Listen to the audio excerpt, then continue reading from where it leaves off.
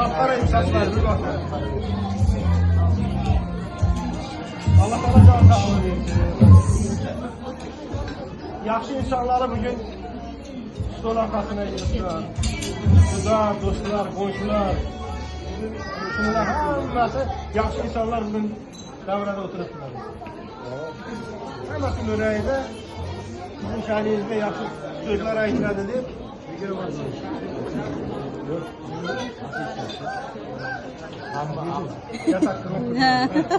Giremezsiniz aytadım. Sağ ol, var ol kardeş. Allah Allah sana can sağlığı versin. Allah'ın günün görüş nasip eylesin. Nəvələrin gün gün olsun, böyük oğullarına görə beləçik yaxşı stol arxasında oturmağını nasip eylesin. Yaxında, uzaqda olan qohum əqrəbə, dost tanış, bu lirik dağın başında olan qohumlarımız Allah'dan bizi isteyenlerin Allah Teala canını sağ eylesin. Sen isteyenlerin Allah Teala canını sağ eylesin.